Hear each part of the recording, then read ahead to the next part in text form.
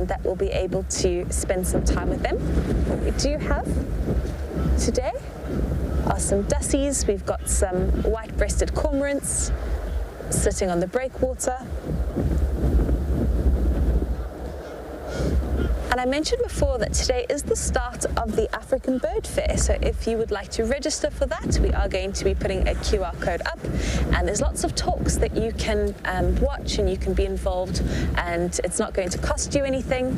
So it's a great place to go and learn and sharpen your birding skills. And it is all virtual. So if you go to the BirdLife website, you can get hold of all of that information. And there's talks on birds from all over. So there's talks on gannets, there's talks on bushveld birds. So I think we're going to have a very exciting weekend on WildEarth in conjunction with the bird fair. It looks like we've got the sun coming out, which is lovely.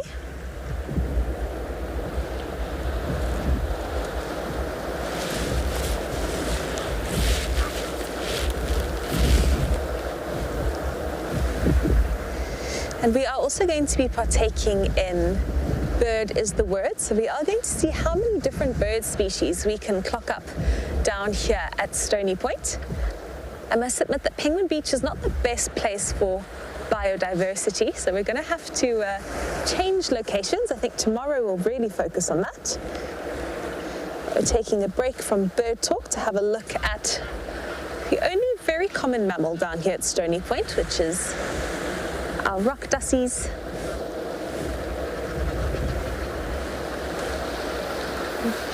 In the background, I think we're likely to hear lots of Egyptian geese today.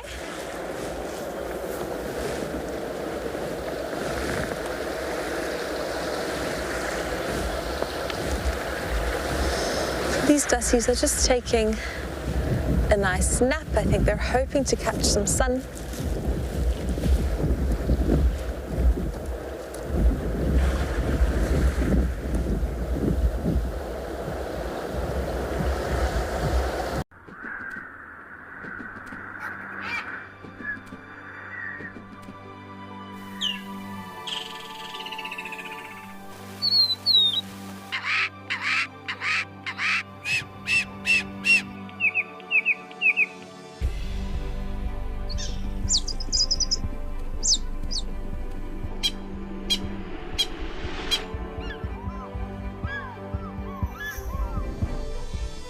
WildEarth Explorers is a club aimed at people who love nature and care about the earth we live on. First and foremost, if you join our club, you can watch WildEarth completely ad-free. In addition, we have great monthly prize draws, a weekly newsletter, and access to some great extra content such as fireside chats, AMAs, and hangouts. For a small monthly subscription, you can join other like-minded viewers and be part of the club. WildEarth Explorers, it's in your nature.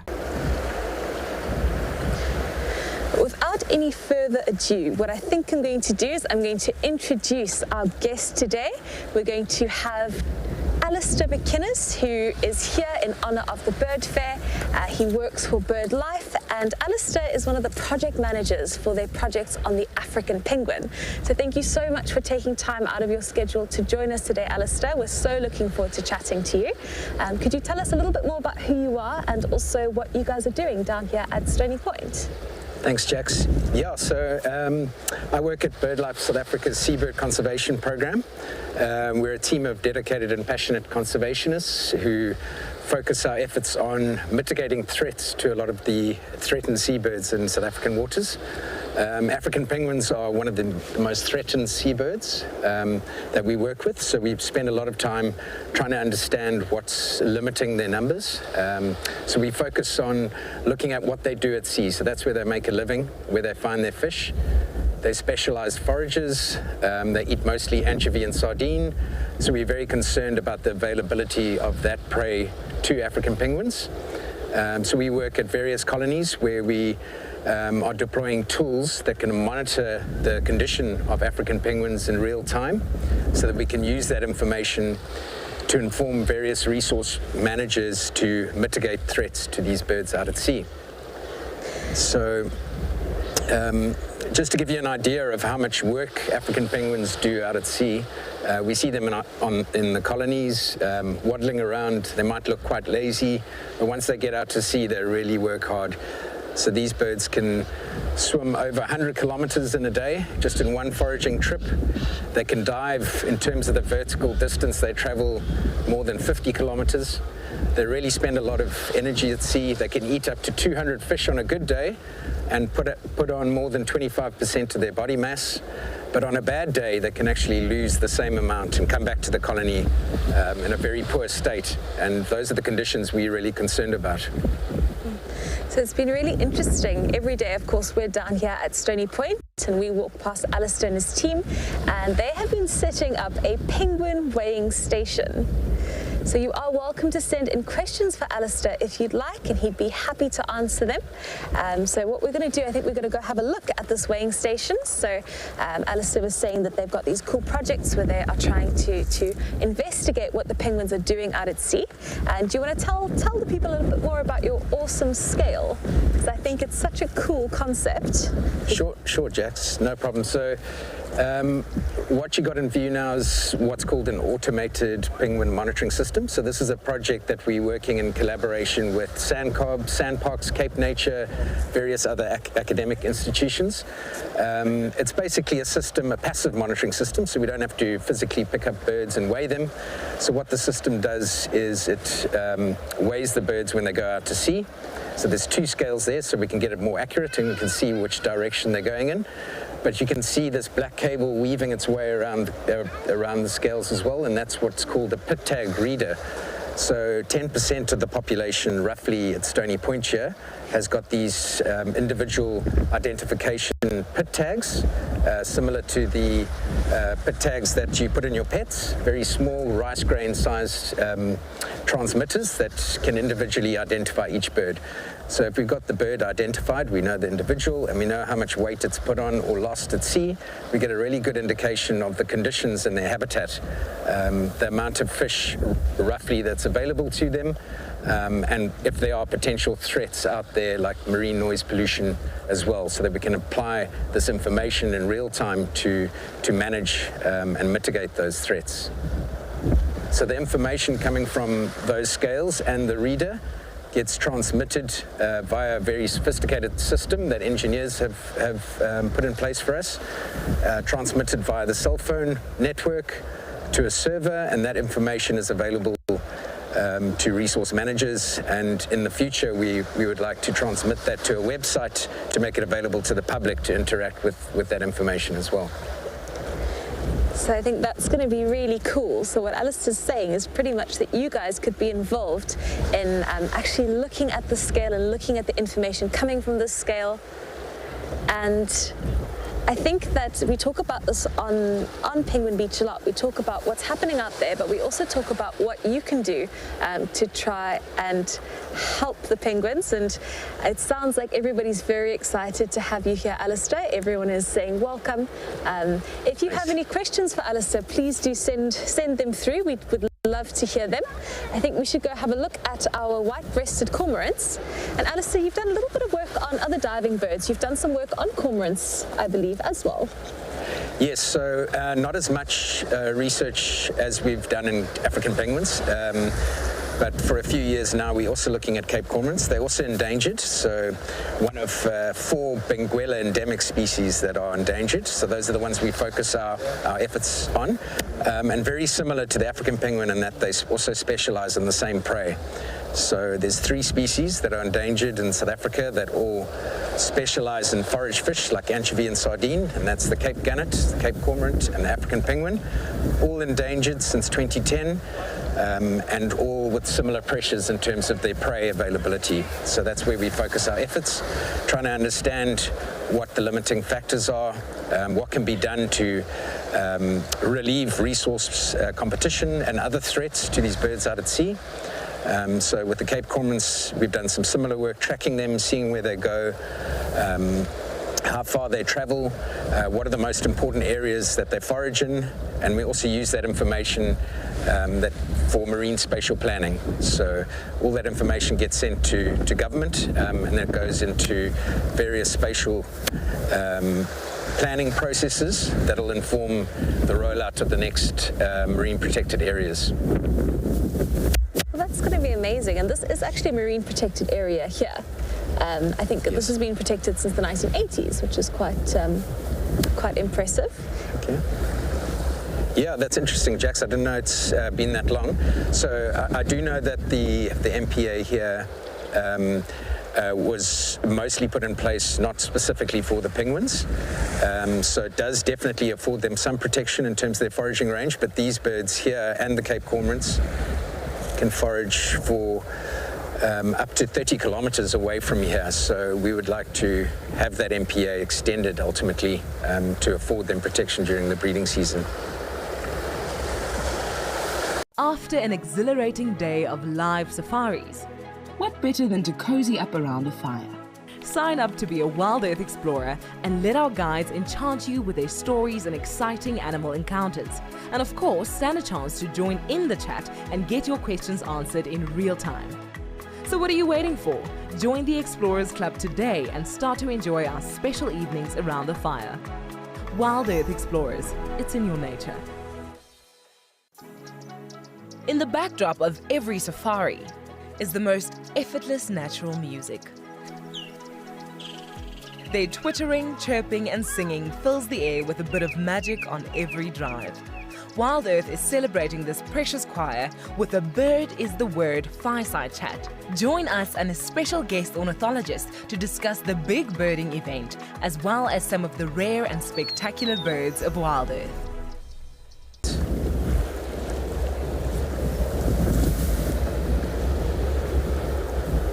So it sounds like we've got a question coming in for you.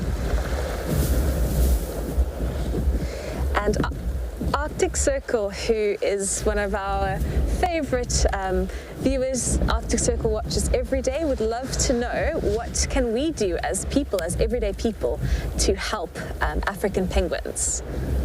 That's a great question, and yeah, I really appreciate that. So for me, what we're really trying to do with this project is translate what they're doing out at sea, what African penguins are doing out at sea, to the general public. So eventually the information from this automated penguin monitoring system will be online, and we're trying to make it interactive with some sort of gamification interacted with it to get the public involved in really understanding the ecology of these birds out at sea. So most people are aware of what happens in the colony, but if we could get more people and school kids involved in their marine ecology, then hopefully we'll stem new ideas to inspire us to mitigate the threats more holistically. Because at the moment, there are lots of people working on African penguins.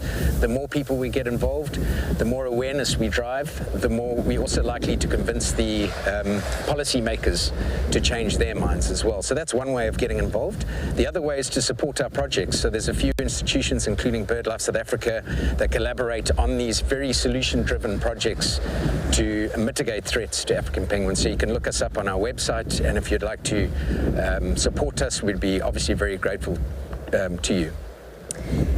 And I think what's incredible, what Alistair is saying, is that everybody can add ideas. I think often we think that it's only someone who's got a biology degree like Alistair that would help save penguins, but engineers, data scientists, everyday people can contribute ideas that somebody else might not have thought of to better help protect penguins.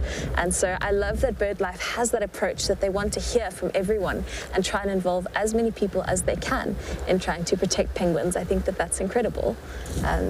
So if you have any other questions for Alistair, he is going to have to head off at 2 o'clock. So we would love to hear from you before then. And what would you say your most rewarding work has been, Alistair? What have you enjoyed the most about this project and the work that you've done previously?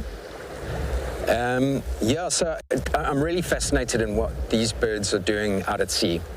So that was a part of a lot of my previous research, and I'm still fascinated about what they do. So we do put various biologgers on the birds, on a sample of the birds every year for one-day foraging trips to see what they do, and I'm really interested in that information that comes back, just in awe about the amount of energy these birds spend at sea, and how they hunt cooperatively. So that's another interesting thing about African penguins, similarly to dolphins, but not as cooperatively as dolphins.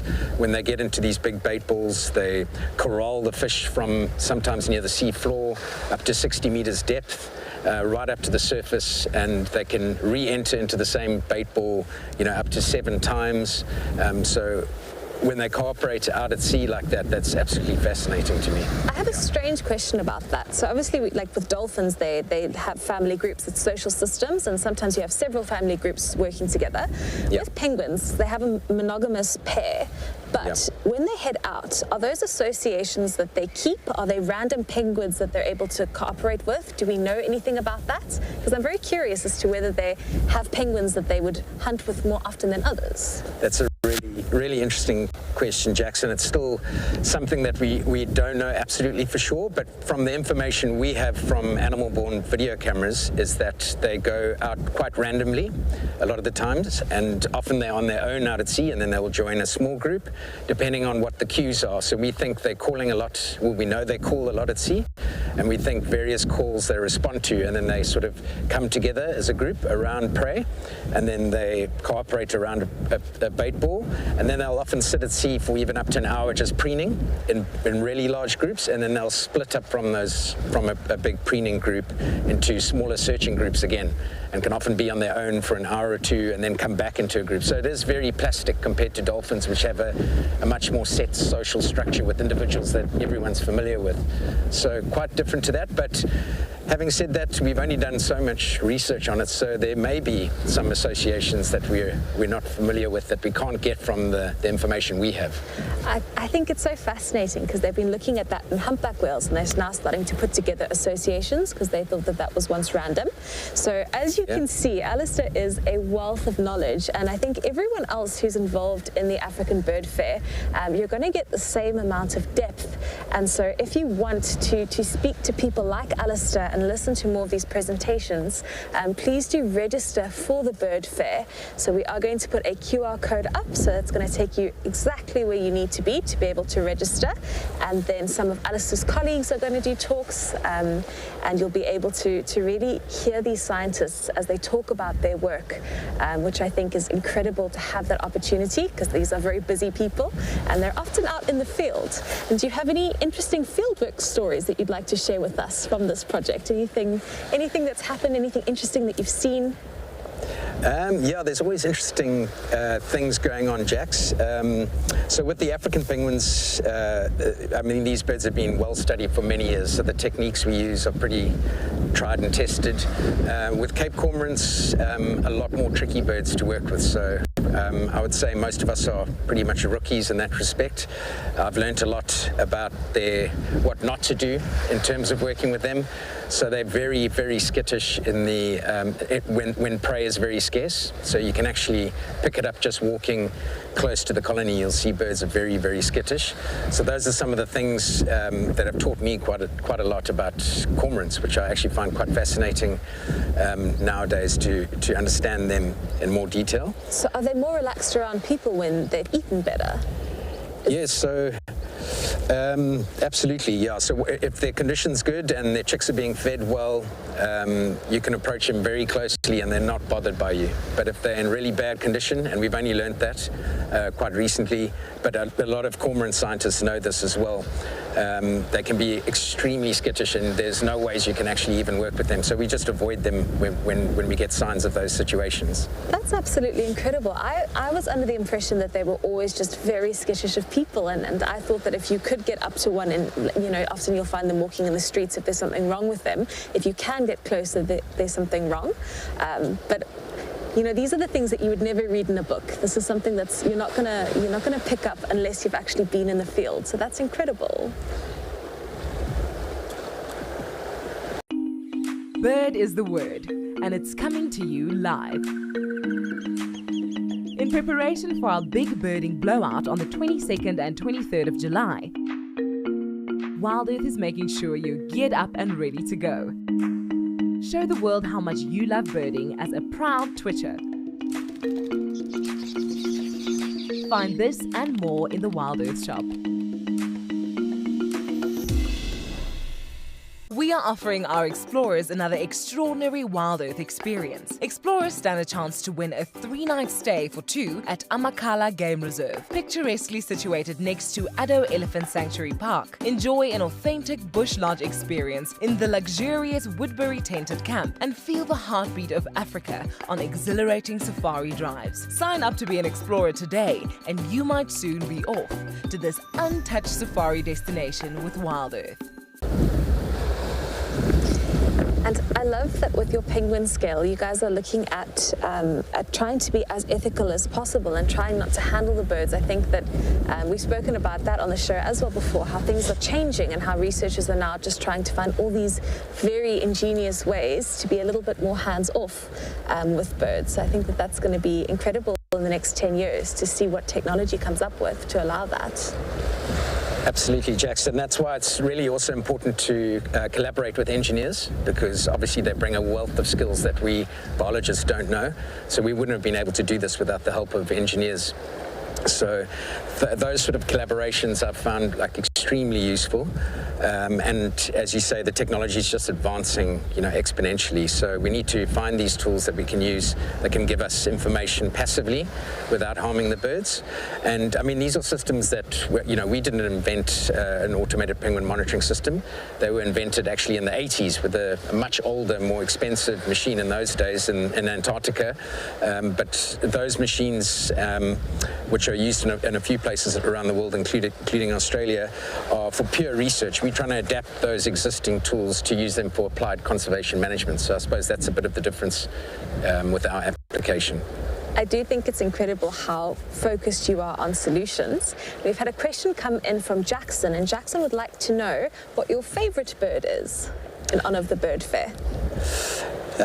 Well, I have more than one, and obviously the African penguin would have to be up there, given that I've spent a lot of time doing research on it.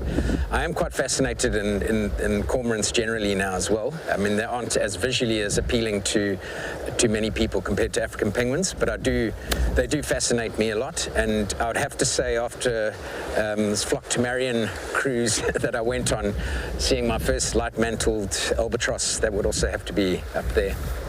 I was very comfortable speaking to you until you said you've gone on Flock to Marion, and now I don't think we should speak because I am green with envy. The Flock to Marion is an incredible cruise where you can go and see all of these pelagic seabirds, and very jealous that you got to do that. Do you have your favorite bird, you'd say, is the African penguin that we see here. Is there a species that you still want to see? Is there a seabird that you'd still like to work with? Absolutely, yeah. So there's, depending on the latest science is, between 18 and 19 species of penguins. So there's still a lot of penguin species I haven't seen. So I'd really love to see the big king and emperor penguins, like most people, I'm sure. So hopefully I get the privilege of seeing those huge colonies of king and emperor penguins one day. So unfortunately, Alistair, we've only got 5 minutes left with you, so I guess we're going to have to say goodbye. But could you tell us just a bit more about the bird fair? Because obviously you are involved with bird life Sure. before we head off. So tell us about what's happening and what we have to look forward to. Yeah, so the bird fair is a virtual bird fair. It's absolutely free. Anyone can log on. So as Jack said, there's a QR code at the bottom of the screen that you can scan, or you can go via the BirdLife, the prompts on the BirdLife website. And basically that's going to start this afternoon at about 4:30 or 5 o'clock and run through till tomorrow evening. And there's lots on offer, lots of interesting talks from really well-known scientists and general naturalists. There's workshops in garden birding, bushveld birding, grassland birding. There's a virtual bird safari with you guys tomorrow, I hear. and various other competitions and prizes, and much more. So I suggest go to the site, log in, it's all free, lots to look at. Yeah.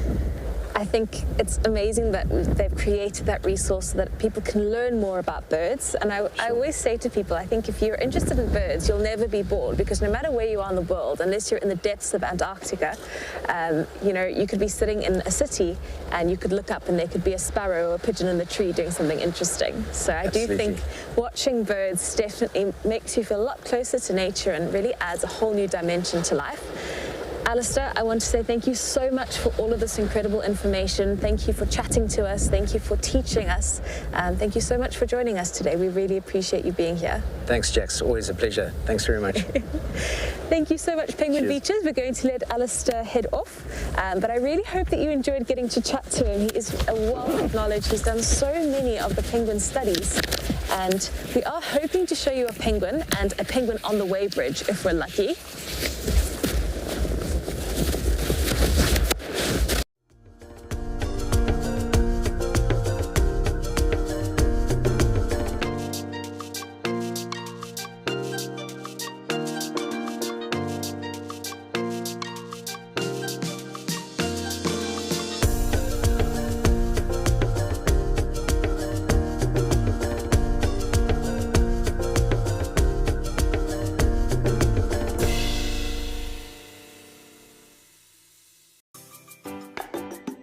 School is out, and in the midst of all the excitement, WildEarth has created some fun new t-shirts so that our wild kids and future conservationists can get out, run, jump, play, and explore nature freely in something that's made for a little outdoors rough and tumble. Find this and so much more on our shop. WildEarth kids, it's in your nature.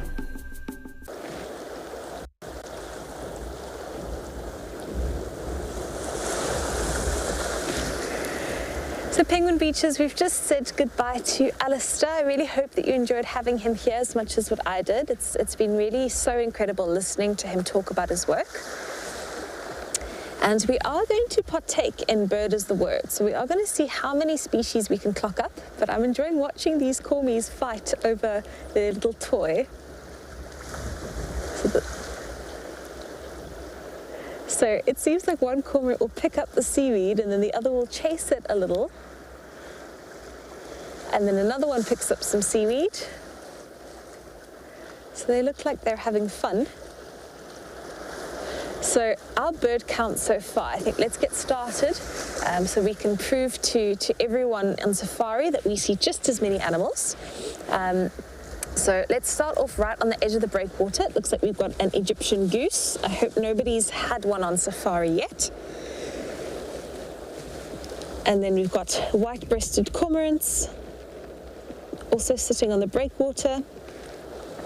All of these cormorants are white-breasted, in fact.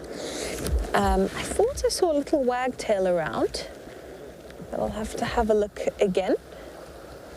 So tomorrow we are going to try and actively look for different species of bird. We thought today we would station ourselves down here at Penguin Beach so that we could show you that awesome penguin scale.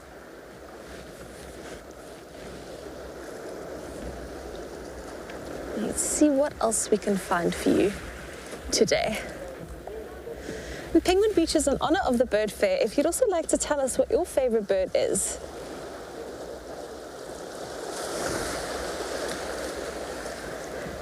So I think that my favorite bird is the Cape Gannet. There's nothing that's been able to dethrone it. Do you have a favorite bird, Jay? I like the oyster catchers. I have an affinity with them. But Jason says the African black oyster catcher, the bird that we sometimes skip, is his favorite. They are incredible, aren't they? I think if we don't spend enough time with them, or I haven't spent enough time with them recently. I just saw that wagtail and now he's popped away again. Where did he go?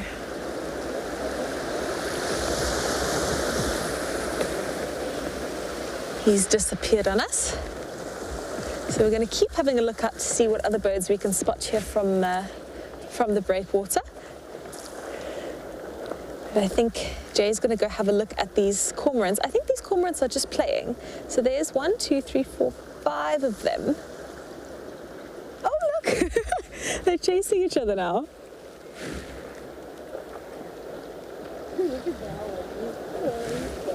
And the water's really shallow here. So I don't know what's going on with them.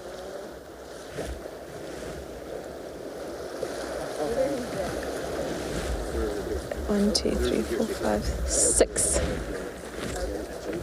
So we're just going to have a couple of people next to us. So you might hear some people chatting. That is a very busy day down here at Stony Point. Everyone is enjoying their Friday afternoon.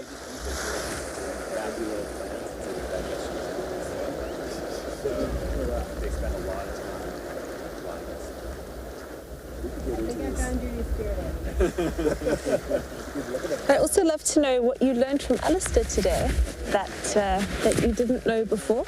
I was very interested to learn about the cormorants and how you can tell how well cormorants have eaten or how good the fishing conditions are by how skittish they are.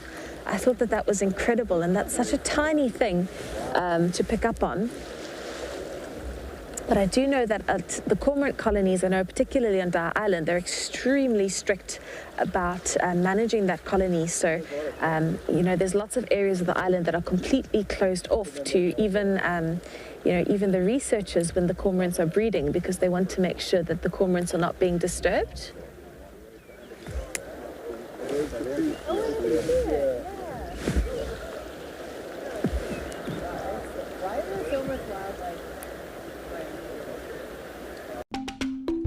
So I started watching WildEarth at the beginning of COVID and I haven't looked back since. I've seen all of the leopards I wanted to see, and Mariev's. He's been so playful and such a character. I had to remind myself to breathe at some points. To see those 2 cubs made me very emotional. It's just been brilliant. It's just blown me away. WildEarth and BirdLife South Africa have come together to bring you 2 days of birding madness. Where the sky's the limit and bird is the only word. Ornithologists and knowledgeable bird guides from BirdLife South Africa will join our naturalists live on all our shows. And this will all be broadcast live in the prestigious African Bird Fair of 2022. So get your Twitch on and join WildEarth and BirdLife South Africa for our big birding day.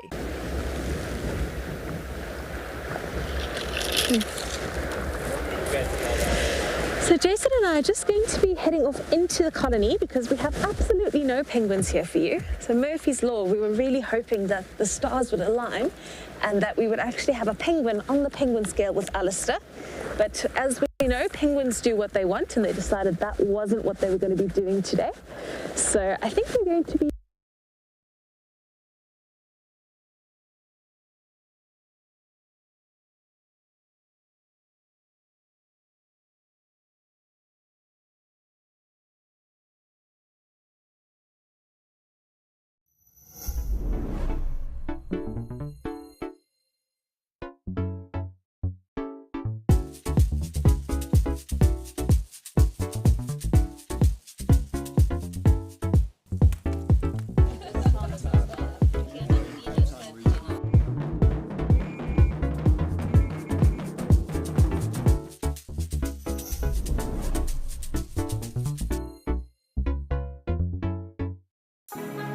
Would you like to have your finger on the pulse of WildEarth?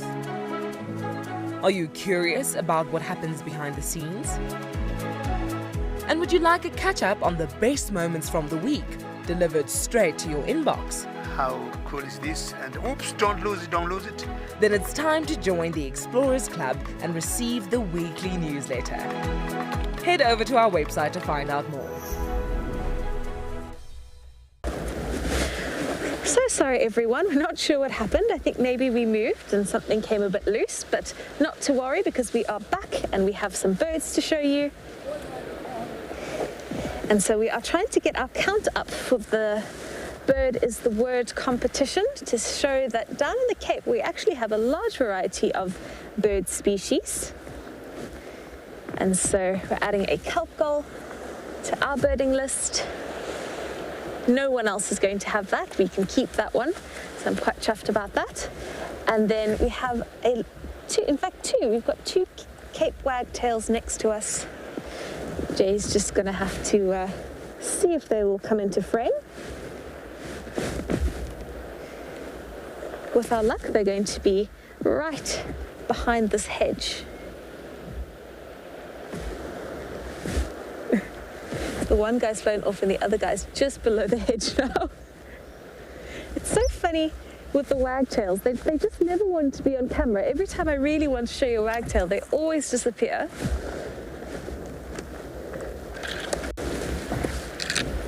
So we're just gonna get ourselves a little stable again and we'll see if we can catch this wagtail on the camera.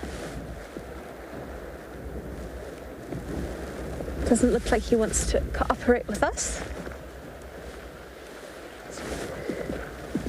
I think he's gone, Jay.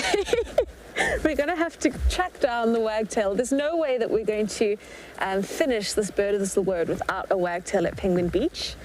We will have one on camera. Did you? Okay, we had a wagtail for just a second, Jay says. Let's go have a look at our penguins because we haven't spent all that much time with them today. So we're going to look at our penguins who are over at Oystercatcher Cove.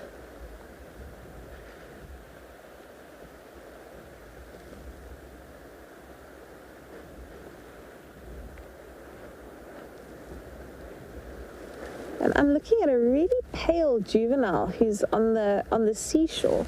So looks like he's about to hop into the water, but he's got beautiful pink feet. Do you see him there, Jay?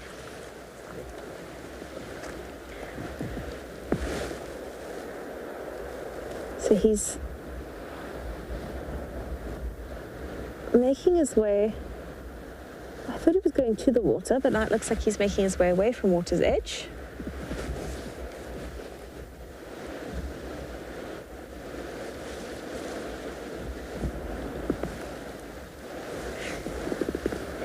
So just before the show, I caught up with Gavin, our other penguin hero here, and he said that the colony is a bit empty at the moment. He thinks lots of the birds are out fishing.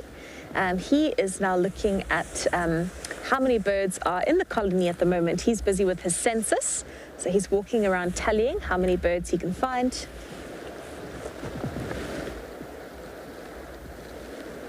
Looks like we've got a couple of juveniles on that rock.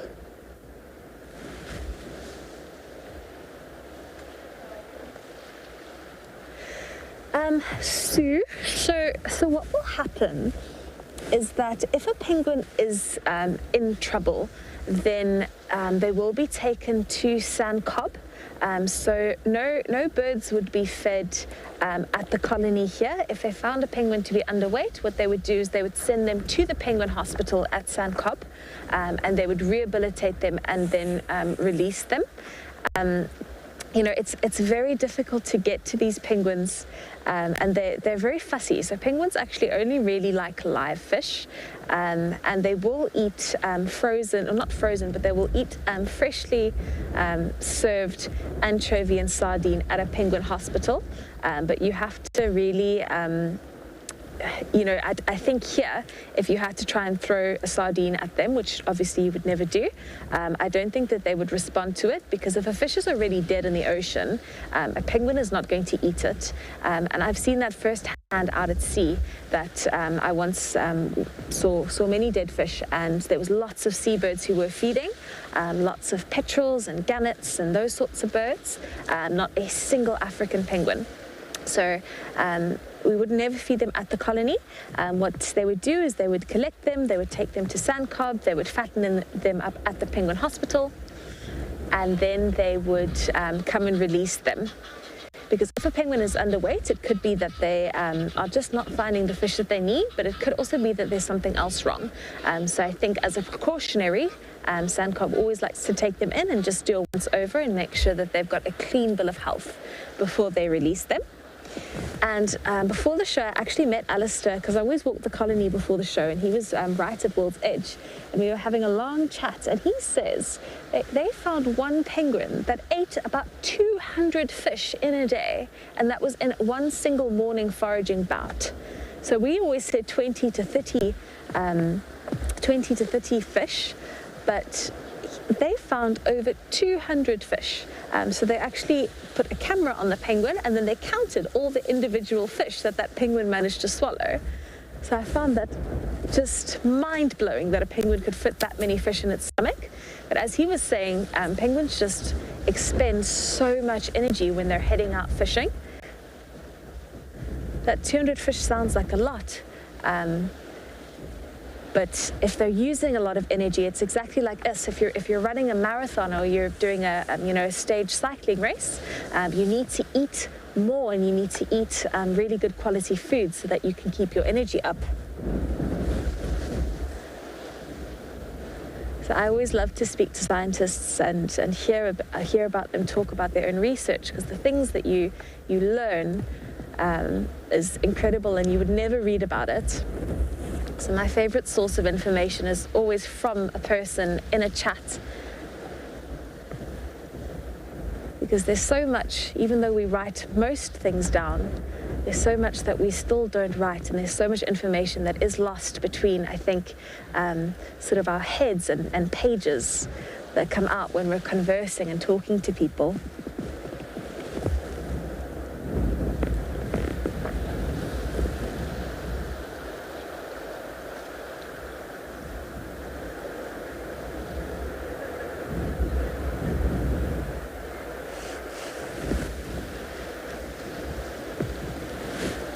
I'm having a look to see if I can spot any other bird species for us. We had a quick look at the wagtail.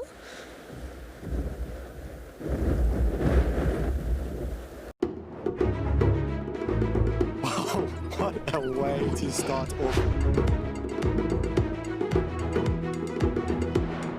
Look at that, that's amazing. This is so exciting. Oh, awesome. There you go, there you go. Heart is pumping right now. Look at that.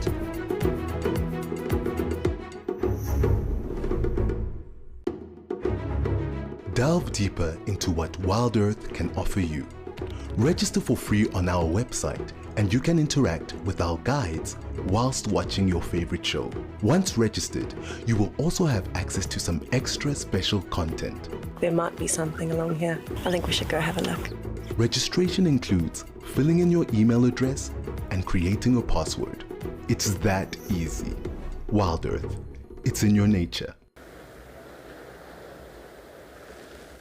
So the next bird that we have for you on our list are heart-lips gulls, and I'm a bit confused because they look like they're landing on the outer rocks where the cormorants are, which is very interesting. The heart-lips gull is the second species of gull that we have. I haven't seen a grey-headed gull here in a very long time, but we can always have a look out to see if there's one around.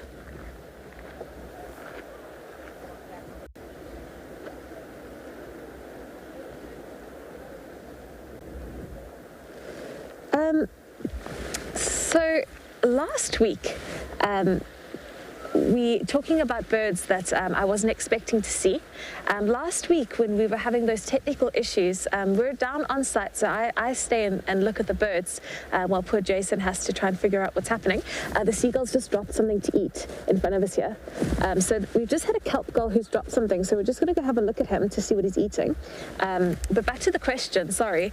The question was what bird I least expected to see at Stony Point, and last week we had two white-necked ravens at the colony, and they were flying up and down, and the kelp gulls were mocking them, which I found very interesting, because the kelp gulls are the birds that cause all the other birds down here trouble, because they eat the chicks and they they cause havoc, but the kelp gulls really didn't like the ravens, so they were mocking them and trying to get them away from the colony.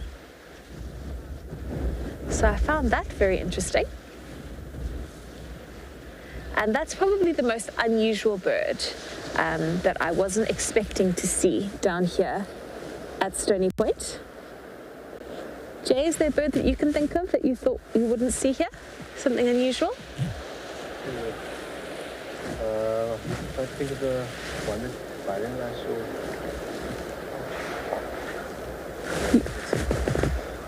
Oh, that's good. Did you didn't see the Adam stork, did you? I think it was, yeah, but it was a shadow, a silhouette of it. Okay. I must go and have a... So you might have had a very rare stork here on Penguin Beach. I think that was when Byron was working, so I wasn't here over those days. But with birds always end up where they're not expected. So we might just have some people coming into frame, so I think we're going to move over and have a look at the birds on the breakwater just for a little bit.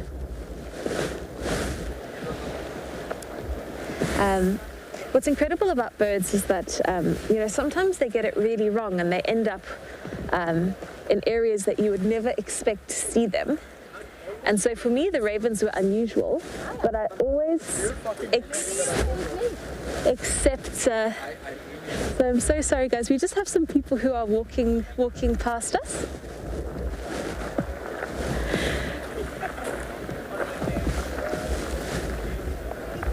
So they've just passed there. So birds get really lost at times, and so you never really know what you might see at the colony or out at sea. In South Africa, we have the Rare Bird Network, and there's always strange birds popping up. Sometimes you'll have something like a tropic bird, which lives in, as the name states, in tropical areas, and they end up down here on the southern coast of Africa, which is more temperate and cold.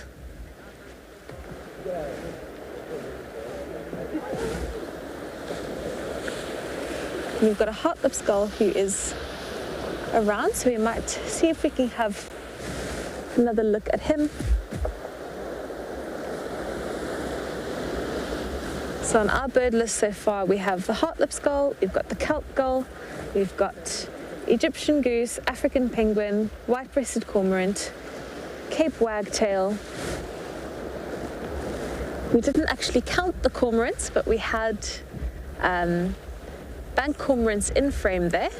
So I guess we could go back and have a look and see if we can see those bank cormorants again.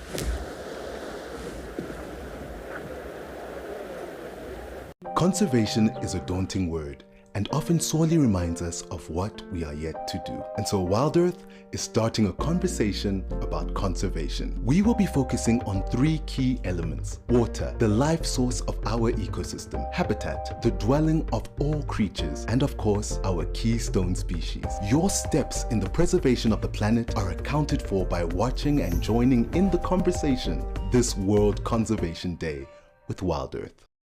Here on WildEarth, we love it when you interact with our guides while they are live. In order to do this, you must head over to wildearth.tv/questions and submit your questions, comments, and suggestions. Simple as that. And to make it even simpler, from time to time, you will see a QR code on your screen.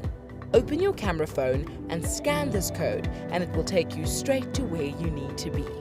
We look forward to answering your questions on this channel. So we're just looking at this crowned cormorant. So we've added the crowned cormorant to our official bird list. And I think we're going to head back to Cormorant Cove now so we can clock our bank cormorants. Because the bank cormorants are always sitting on the very edge of the cormorant colony. So we'll go have a close look and find our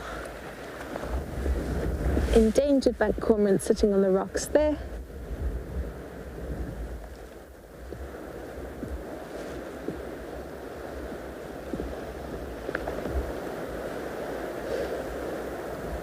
So So I can see some crowned cormorants, and then in the nests you'd have our bank cormorants. So they are the chunkiest cormorant species that we have here. And we're just going to have a look around to see if there's any of our other species. I think tomorrow we might have to spend some time in the left wing. I think that's probably the best place to clock up many different species, because we've got the combination of the fynbos and the intertidal zone.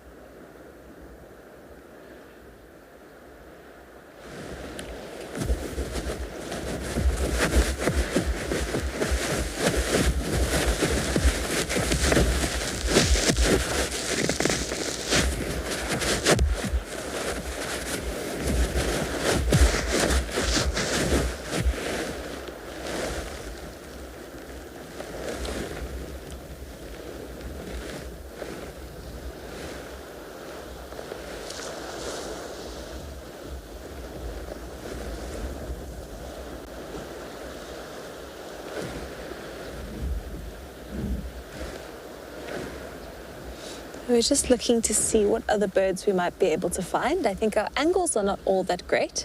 I must admit, with birding at the coast, there's a lot more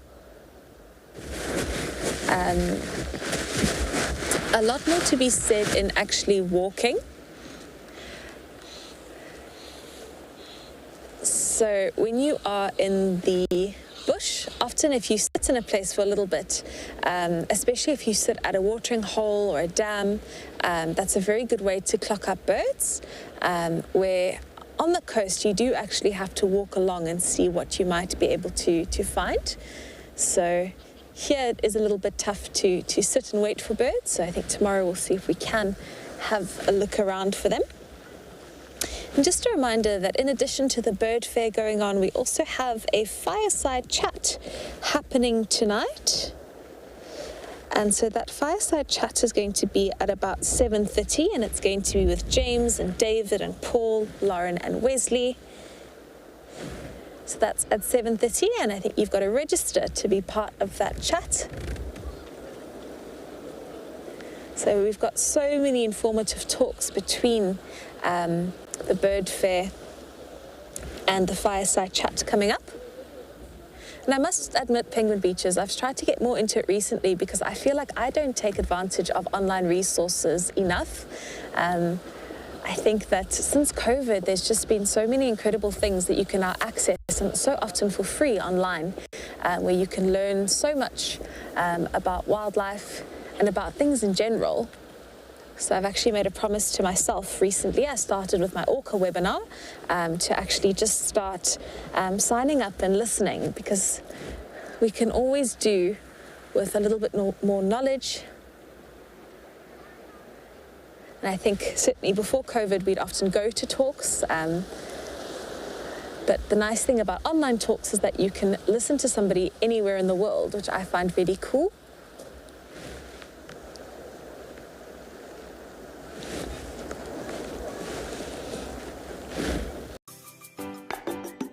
School is out, and in the midst of all the excitement, WildEarth has created some fun new t-shirts so that our wild kids and future conservationists can get out, run, jump, play and explore nature freely in something that's made for a little outdoors rough and tumble.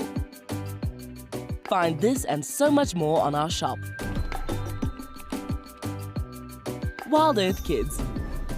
It's in your nature. In the backdrop of every safari is the most effortless natural music. Their twittering, chirping and singing fills the air with a bit of magic on every drive. WildEarth is celebrating this precious choir with a Bird is the Word fireside chat. Join us and a special guest ornithologist to discuss the big birding event, as well as some of the rare and spectacular birds of WildEarth. And I always wonder on days like today if it is tougher for the penguins, if they exert more energy, when it is stormy, than on a day that seems really nice and calm to us.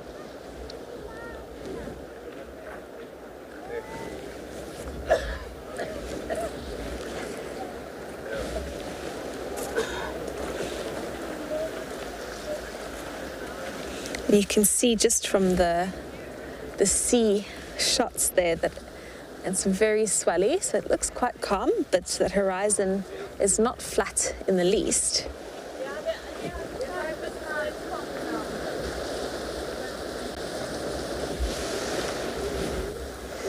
And Jay's having a look at the kelp gull sitting sentinel there. I think it's 2 kelp gulls actually, relaxing on that outer rock.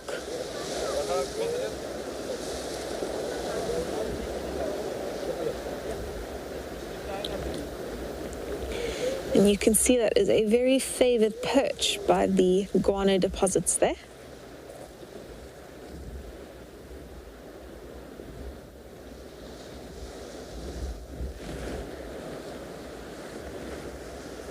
Oh, is that an oyster catcher? I think it is.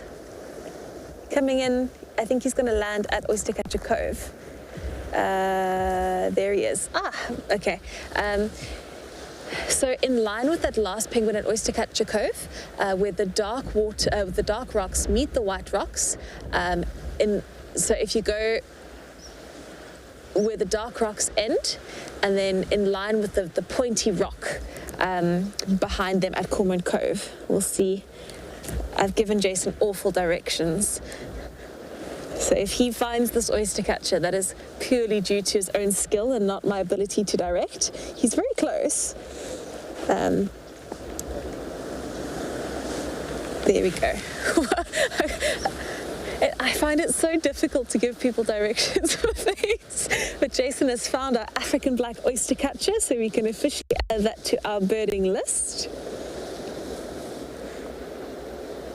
And I think this is the first time I've seen an oyster catcher at Oyster Catcher Cove. He's technically not even there really. I think the tide's coming in, so this oyster catcher might be hoping for its last little bit of foraging time.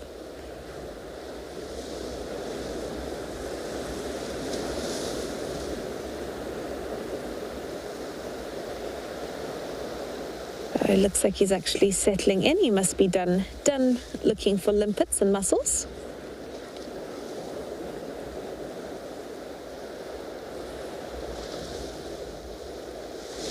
So that puts us on, we've seen 3 species of cormorant. We've seen the African penguin, we've seen the wagtails, we've seen our Egyptian goose. So we're on 6 birds for Penguin Beach.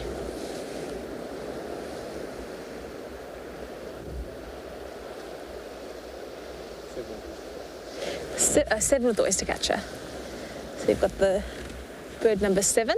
I think we might be able to get 10 bird species if we really look tomorrow. But with birding, when you're looking for different species, it's always very easy at the beginning and then it becomes harder. But is that the little egret? Or is that a kelp gull? It is the little egret. So that is the little egret. So we're finishing off with bird number 8 for Penguin Beach, for bird is the word. So we're very soon going to send you over to Tessa. And Tessa is looking out for birds, as is James. James is bumbling. And Tessa is on a mission. I believe Tessa's very competitive. So I'm hoping to see interested to see how many birds she's going to clock up. On behalf of Jason and I, thank you so much for watching today. We hope you had a great time with Alistair. We hope that you are joining in on the bird fair, and we hope that you are joining in on our hunt tomorrow to see how many birds we're able to find down at Penguin Beach. Thank you so much, everyone. Enjoy the rest of your Friday afternoon.